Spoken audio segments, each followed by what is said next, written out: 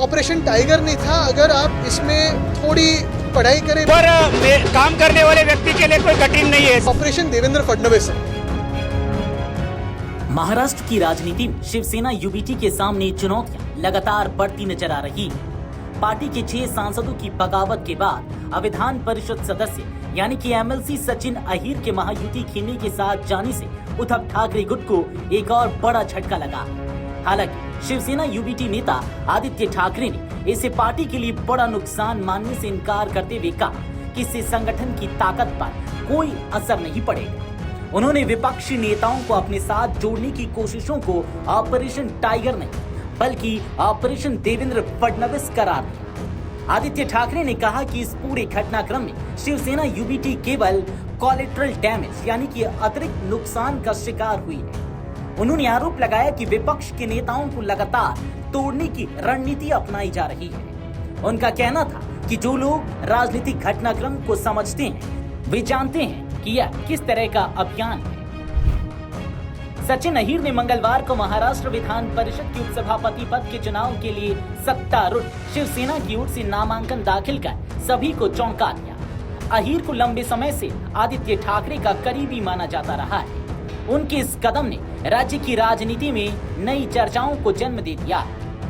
सफर में काम करने वाले व्यक्ति के लिए कोई कठिन नहीं है। सफर बहुत ईमानदारी के साथ और जोश के साथ काम करो।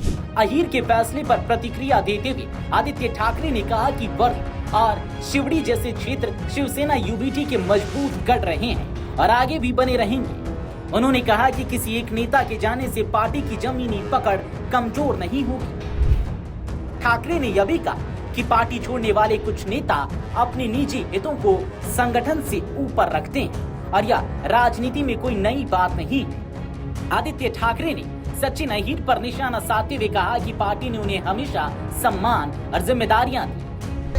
देखो, ये ऑपरेशन टाइगर नहीं था अगर आप इसमें थोड़ी पढ़ाई करें पूरे व्यवस्था की जो हुआ है। ये ऑपरेशन देवेंद्र फडणवीस है। उनके पंखों को छाटा जा रहा है। ऐसा क्यों लग रहा है? ऐसा क्यों लग रहा है ना? ऐसा क्यों लग रहा है? आपको नहीं लगता?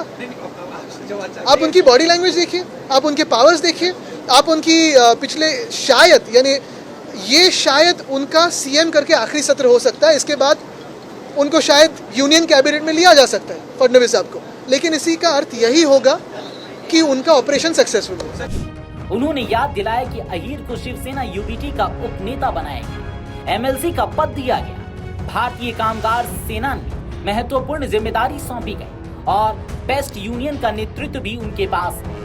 इसके अलावा उनकी बेटी के एनजीओ को वार्ड स्तरीय समिति में जगह भी दी गई। ठाकरे ने सवाल उठाया कि आखिर पार्टी ने उन्हें और क्या नहीं दिया। उन्होंने यह भी खुलासा किया कि कुछ दिन पहले पुणे से लौटते समय उनकी और अहीर की लंबी बातचीत हुई थी। उस दौरान उन्होंने राज्य में विभिन्न संस्थानों पर कथित दबाव और मौजूदा राजनीतिक परिस्थितियों पर चर्चा की थी।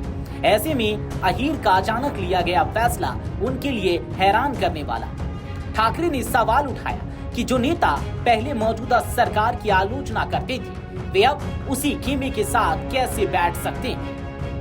वर्ली विधानसभा सीट को लेकर पूछे गए सवाल पर आदित्य ठाकरे ने कहा यदि सचिन अहीर उनके खिलाफ चुनाव भी लड़ते हैं तो इससे उन्हें कोई फर्क नहीं पड़ेगा। उन्होंने बताया कि अहीर ने मंगलवार सुबह उन्हें संदेश भेजकर कहा था कि वह उनके खिलाफ चुनाव नहीं लड़ेंगे, लेकिन उन्होंने इसे केवल राजनीतिक बयान बताया। साथ ही उन्होंने स्पष्ट किया कि पार्टी अहीर के खिलाफ संगठनात्मक स्तर पर उचित कार्रवाई करेगी। आदित्य ठाकरे ने भाजपा पर भी निशाना साधते हुए आरोप लगाया कि पार्टी अपने पुराने कार्यकर्ताओं की बजाय दूसरे दलों से आने वाले नेताओं को महत्वपूर्ण पद देकर सम्मानित कर रही है। उनके मुताबिक यह राजनीतिक संस्कृति भाजपा के समर्पित कार्यकर्ताओं के साथ न्याय नहीं करती। Video desk अमरउजाला.com।